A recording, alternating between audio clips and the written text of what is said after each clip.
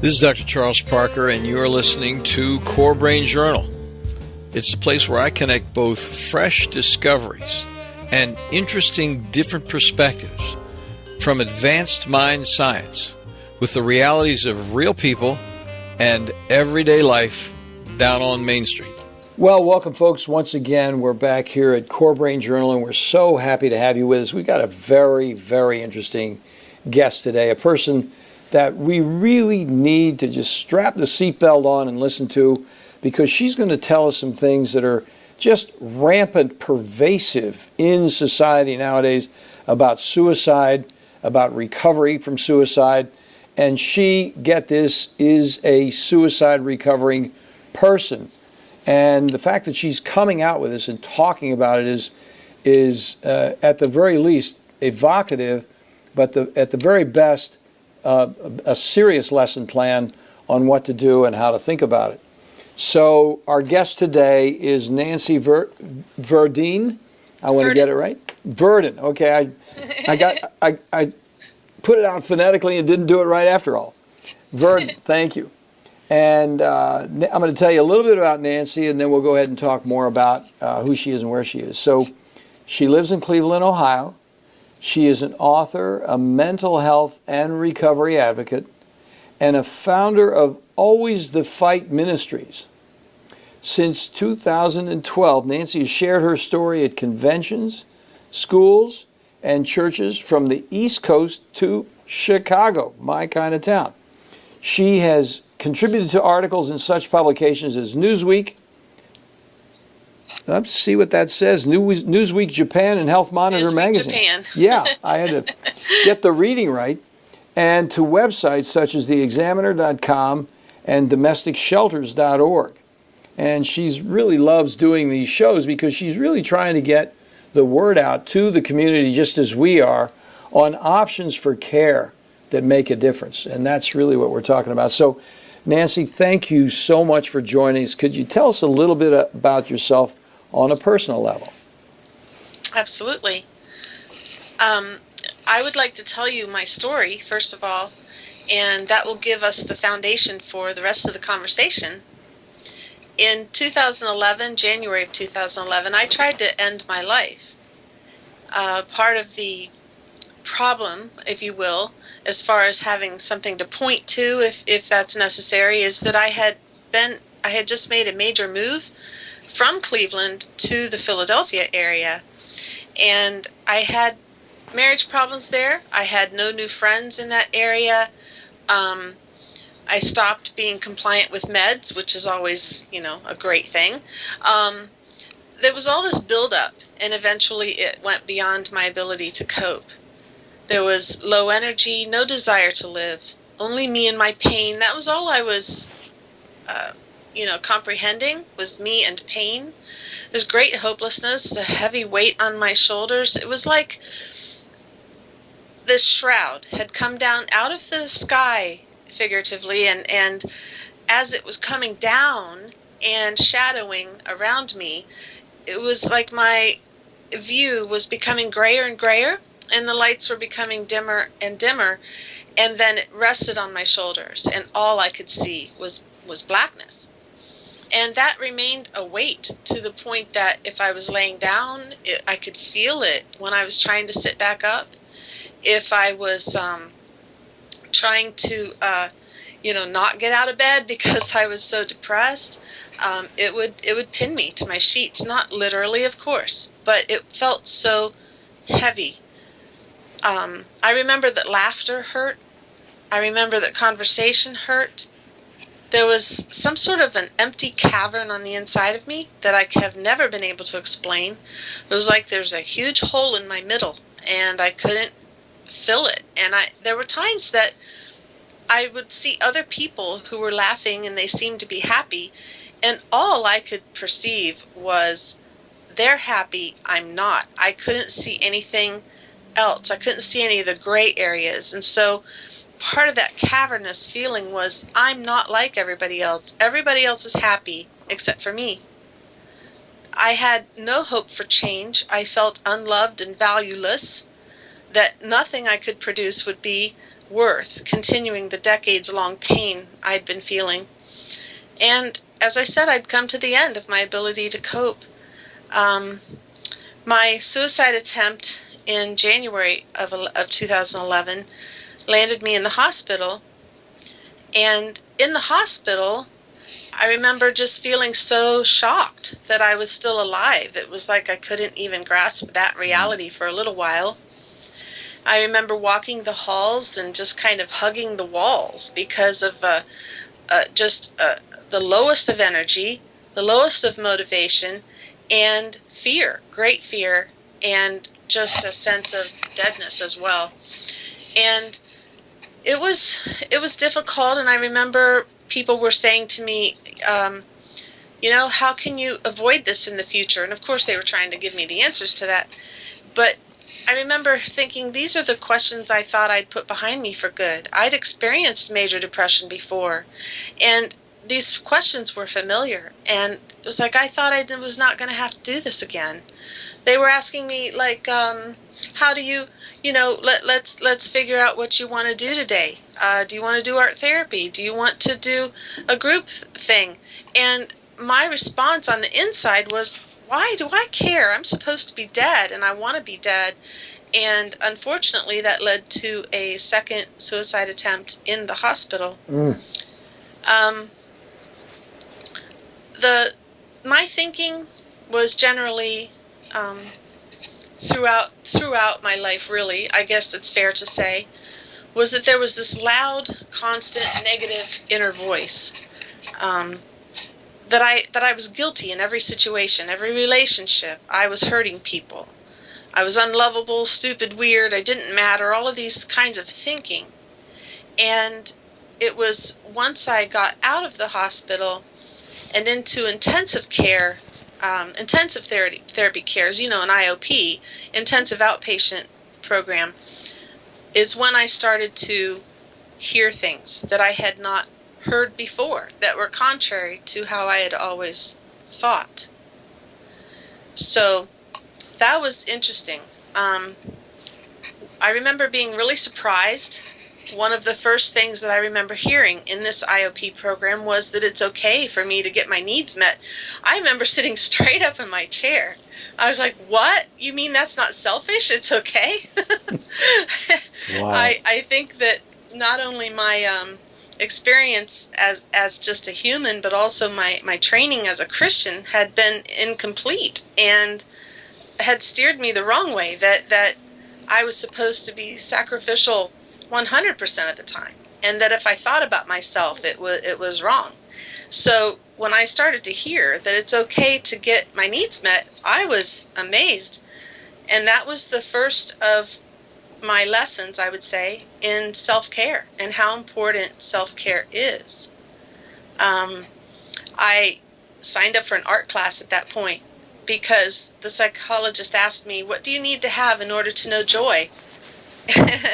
And my answer was creativity. I have to have creativity or I shrivel up into nothing. And so I signed up for an art class, and it started to change my attitude towards it's not, from I'm not worth anything to maybe it's okay for me to spend a little time on me. The second lesson that I received was that core beliefs exist. I didn't know this. I thought, okay, I'm Nancy, I'm a wife, I'm a mother, I'm a Christian, I have certain ideas, certain opinions, these are my beliefs.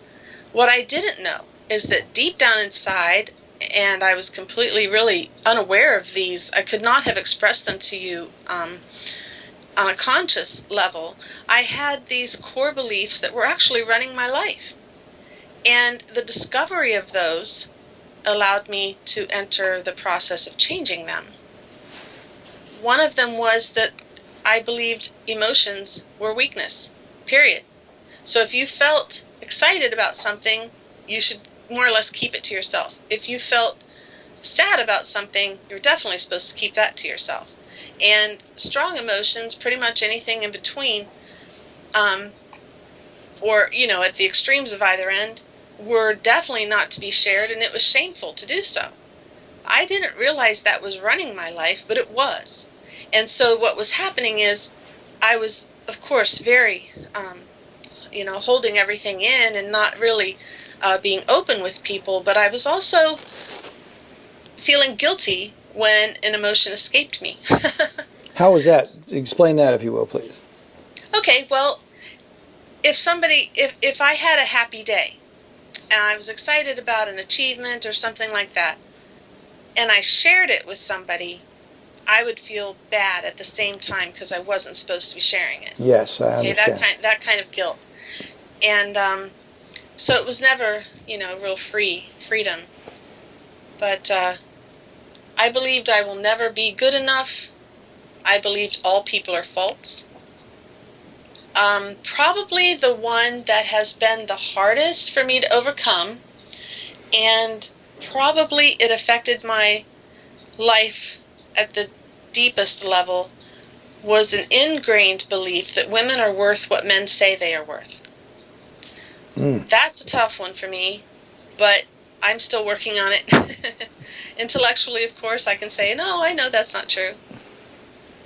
So these core beliefs, as they were being uncovered, I realized I was also being taught, of course, how to address them and change more or less the direction of my life by facing these negative false beliefs. Unbelievable. I mean, you have said so very much in just a few minutes here. It's hard for anybody out there to think on any level. They just don't get it. I mean, this is so real and so articulately put. I mean, and I've been doing this for 45 years, so I've heard a lot of people talk about how bad it was for them. But you made it remarkably explicitly clear, and thank you very much for sharing that. I mean, that's an amazing ability to actually talk about it with such meaning and in such a balanced way. Well, thank you. Appreciate that. So how did you overcome the female thing with the guys? How do you work on that one? Well, for me, that's an evidence-based argument. I have to, when I'm wanting to assume that, then I have to go through the evidence. What, Nancy, have you done that is worthwhile? How do you know you have value aside from somebody telling you this? And of course, I've got answers to those questions now.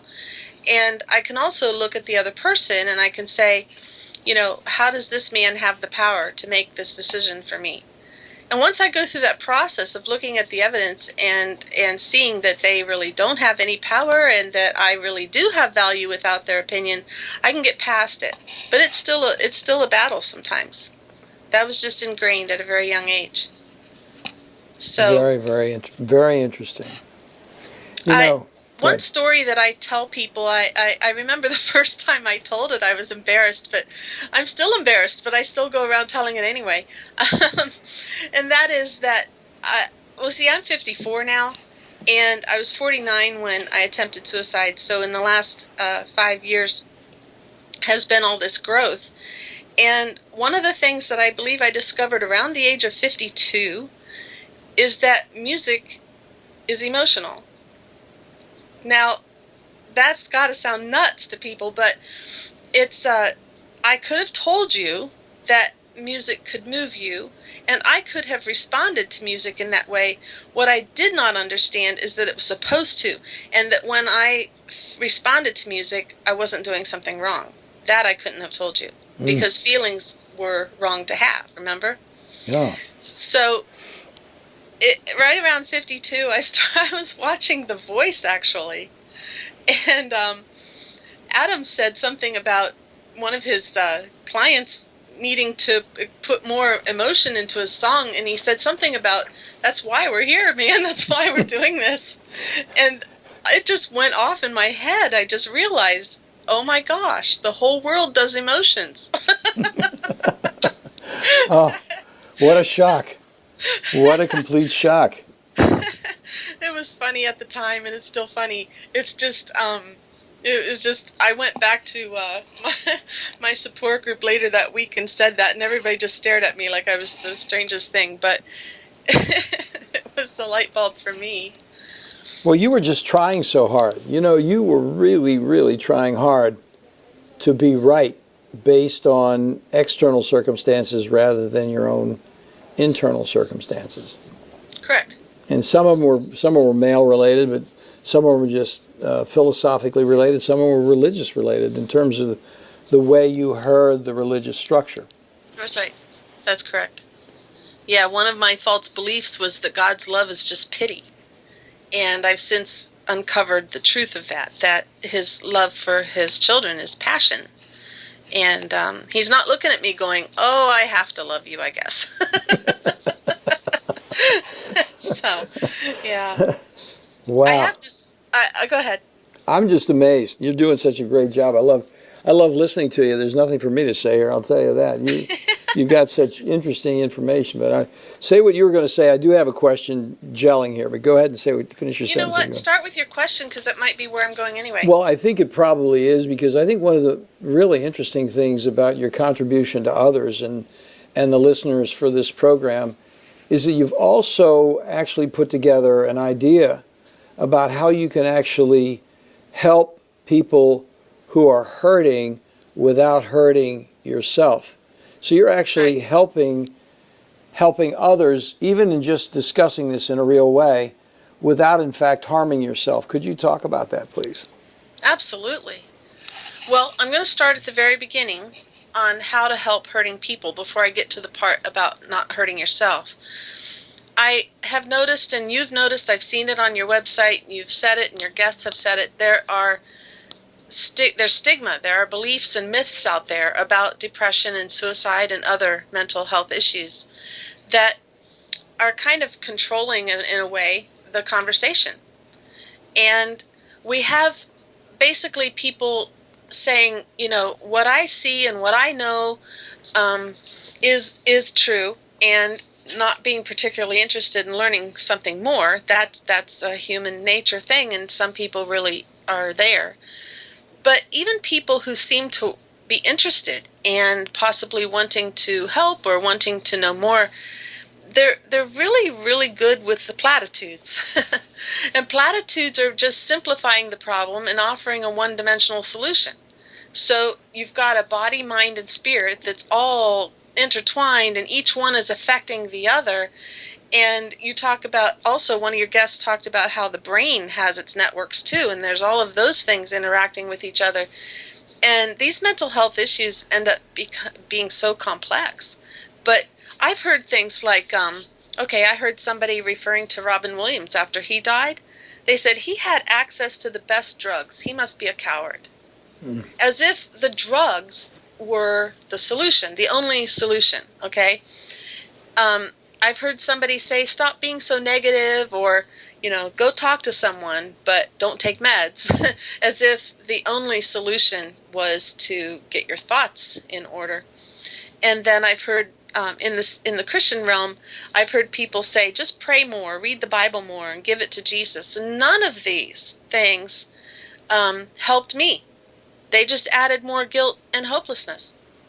Because if my belief was that I'm not worth anything, or I don't have control over my life, something like that, then for someone to tell me one of those ideas, that you can just give it to Jesus or, take the right drugs, my reasoning, because of the false beliefs, would be I need to be more compliant, more submissive, more self-sacrificing, because this is my value, right? Now, no medication, no platitude, spiritual or otherwise, was going to address that. And so if I thought, I would have thought, I'm sure I did, that if I want to be loved, I'd better please people. But since people are false and I cannot be loved, I would keep hitting a wall and get depressed. Now, that cycle's not going to change by popping a pill or by addressing the spiritual issues only. That is a complex situation that for me was only addressed through, first of all, the medications helping my brain be able to reason, and then the learning to reason by discovery of all these things, which for me was talk therapy. And the spiritual issues kind of came along with all of that. They were not the answer in and of themselves.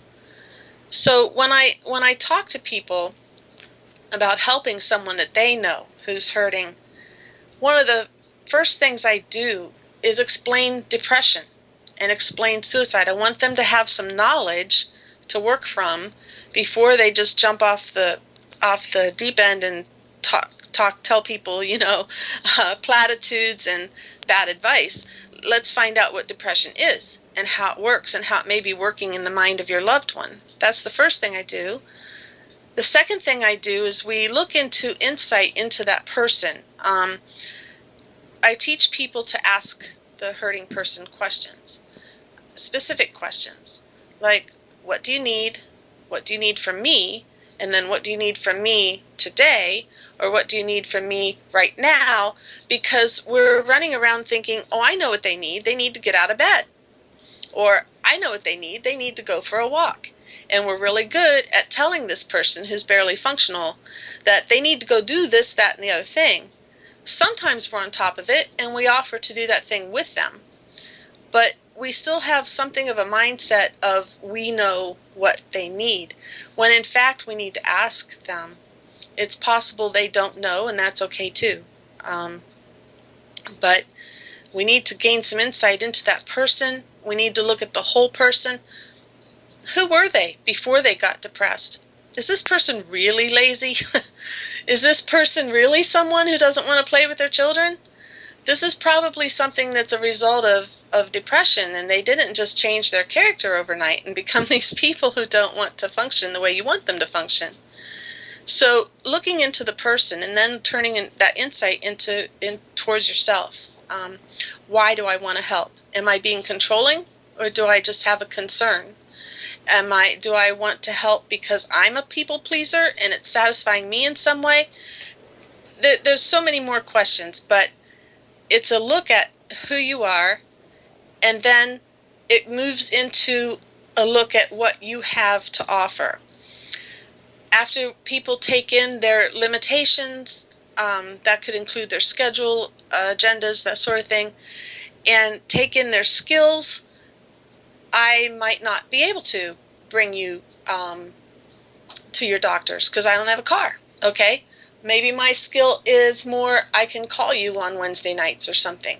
So after people look at their limitations, what they can and cannot do, what their skills are and opportunities, what they have to offer and what they don't have to offer, and then look at their priorities. What else in life are you committed to? Learn what you have to say yes to. Then you'll know what to say no to. And so we write down our priorities. We have a process for doing that. And then we come up with what is basically the purpose of the seminar, and that is we develop our boundaries. So we're saying to the hurting person now, what is it you need? What do you need from us? Or excuse me, from me. What do you need from me right now? And we're talking not out of ignorance, but we're talking out of this is what I have to offer. And we're not making promises we can't keep. So, yeah, I have Wednesday nights from 7 to 8, and I would love to spend that time with you. I cannot skip school to stay home with you. Do you need to be somewhere where you'll be safe? Are you going to kill yourself? These kinds of questions. It's a 4-hour seminar, so I'm trying to wrap this up into a few minutes. It's not going to work. But, no, you're doing an excellent job, because I'm going to just take a minute to give you a breath here. But what's really going on is you're talking, one of the limitations is, as you know, because we talked about it offline before, one of my pet peeves is thinking about human beings in a reductionistic way. That's right. And saying, okay, we're just going to, this is the label, this is what we do with this label, and this is what the group thinks should be done with this label. And because you have that label, that puts you in this box. And what by inherently is built into that process is keeping the person in the box that they're already mixed up about being stuck in the first place. Oh yes, of course. I well, I just lost my train of thought, but there that never happens, right? Well, There you are were going with where you were going to go. I'll remind you, because you were taking it where you were going to go with the caregiver having a sense of boundaries and who they are as a person, and introducing that interface between the caregiver and the person who's suffering, and how to manage that boundary interface is what you were talking about. Yes, and I have a really excellent example of that I put in story form, and maybe it will be more helpful for some. I had, during the time that I was deeply depressed, anybody could have come up to me, people that I cared about, people that I didn't care about, people who have a history of loving me, people who didn't. It doesn't matter who it was. If they came up to me and said, I care, I immediately didn't believe them. This was the depression talking, and it was part of the core belief that I have no value, but it was, everything was exaggerated with the depression, so it was just unbelievable that anybody could care. Now, because I wanted them to care, I would try to demand certain attentions. So, for instance, I had a friend stop by and say, I'm just wondering if there's anything I can do for you. I'm praying for you. I care about you. And I said, I would like to have a phone call every day. I had only been able to articulate that because I'd been in therapy some already. But I thought, okay, that's what I need. Every day I'm telling myself that this is the day I could die. And I just need a phone call every day and somebody letting me know they care. Well, then she called. And I remember thinking that phone call was too short. She doesn't really care. And that's just kind of the mindset I had with depression. Now, if she had, I don't remember articulating that to her, but let's say I did. Let's say I said to her, well, that was okay, but it wasn't good enough. Your phone call was a half hour. I want 2 hours next time. And then so the next day she calls me and gives me 2 hours. And then I say, you know what? I want you to come over and talk to me for 5 hours. I could have pushed it. I did not. But you can imagine a situation, especially if you're living with someone. She just came over to visit. When you're living with someone, those demands or the lack of response to what you're trying to do to be kind can be really frustrating to you. And if you don't have your boundaries and know what it is okay to say yes and what is okay to say no to, you're going to get lost in it.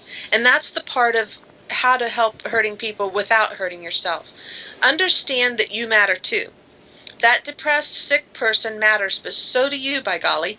And if you start not taking care of your needs, you're not only going to have your own issues, but you're not going to really be there for that other person either. One of the things that I discovered is that when you don't have boundaries, you very likely will end the relationship. It's not going to be a healthy, I can be here for you and I can help in this and that way, and I can't help in this and that way, so I'm gonna keep my own sanity. It won't be that if you don't have the boundaries and you're just trying to hop through every hoop that you think they're asking you to hop through, or you're creating your own hoops because you're thinking this is what they need. You're going to burn out. Well, you're going to feel guilty. You're going to feel guilty yourself, and you got to get away from feeling guilty. So exactly. So the couple of other words that come to mind, and this is sort of the difficult thing of any mental health professional coming along.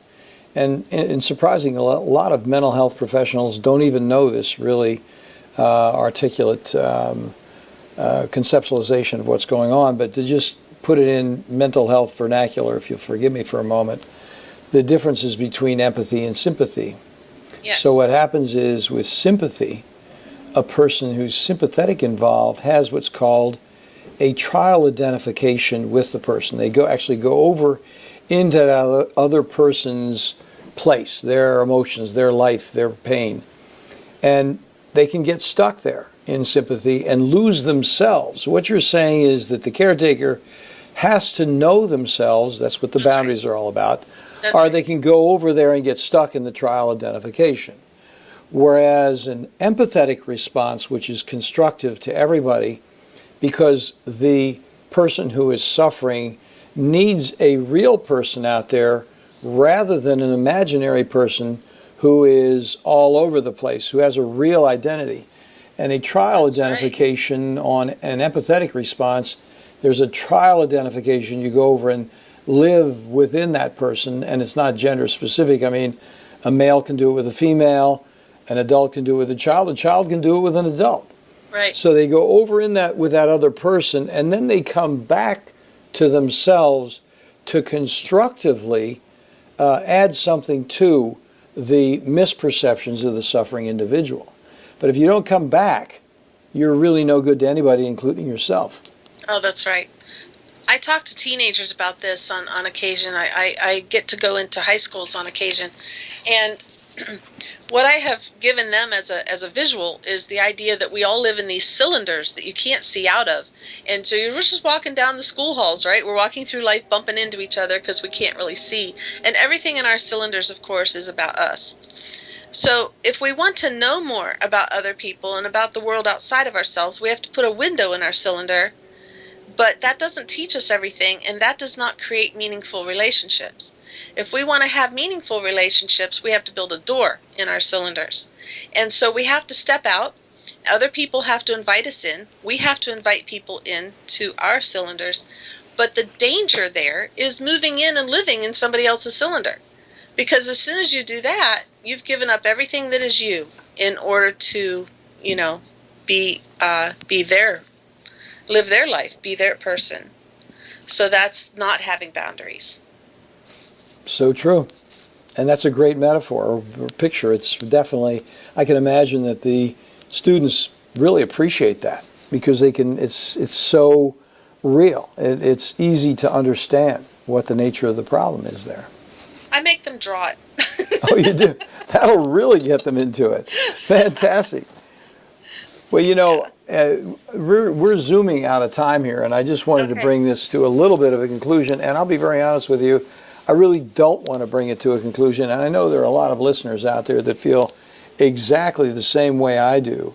I mean, what a constructive, beautiful few moments we've had together here. It's just, it's amazing. You're really very interesting person, and you've really done a lot of really productive and helpful work by the way you've reconceptualized yourself. So you have a couple of books that you've offered to our listeners, and I'm sure they're going to be happy to hear about it.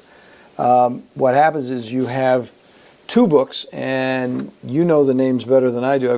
One is Called to Life, a Called to Live, a chronicle of recovery from after attempted suicide.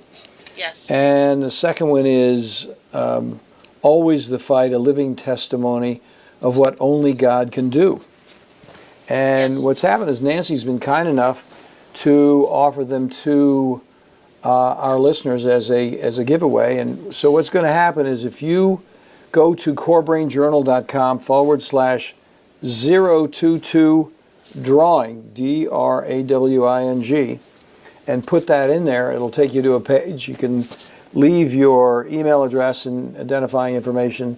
We'll have a drawing for both books, and we'll get them out. Now, this is going to be actually published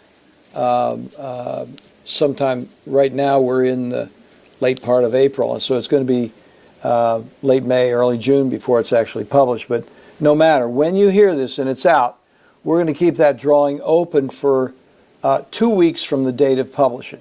So it's not going to be forever, and so we have to close it down to finish the job for Nancy, so she's not waiting till the very last person comes in. So it'll be a 2-week opening, and we'll announce it. We'll put it on social media as well, and it'll be on her show notes, as will some of the other identifying things that Nancy's been talking about. So in closing, Nancy, as I really do hate to close, but I think we really should because we're a little over time anyway, but if you'd leave us where people could get connected with you and how to make that connection, that would be great. Sure. It's easy. It's just my name. It's Nancy Virden, and that's spelled V as in Victor, IRDEN.com. That's it, nancyvirden.com. And everything you want to know about me and more is there. That's great. And the books are there, and what I will come and speak to your group about is there, and my blog is there, which goes out twice a week. Fantastic. Well, and we're going to have on the show notes 3 books that Nancy has recommended for your consideration. So if you come over to Core Brain Journal and look at the show notes over there, she's got 3 additional books she's taken the time to put down that she uses as references and in her own consideration of where she's going in her life. So, Nancy, thank you so much. Very, very interesting. It's been wonderful. I look forward to having you back. I'd love to come back. We'll do it sometime down the road, and because you have so much to offer, and I'll be looking forward to seeing what the comments are about this presentation, because I don't even want to call it a presentation. It's a very meaningful conversation, and I'm just happy to have been part of it. Well, thank you. Thanks for listening to Core Brain Journal. We're working every day behind the scenes to bring you reports that connect research benches with those street trenches. Here we share the complexity of mind science because, as you know, details really do matter. One of the most pervasive, misunderstood challenges is how commonplace medications, like those written for ADHD, are used so regularly without clear guidelines. If you think you'd like more specifics, take a minute to download my 2-page PDF packed with video links and references on the absolute essentials of how to start ADHD medications. They're easily available at corebrainjournal.com/start. Thanks for listening. Do connect and stay tuned. Together we can make a difference.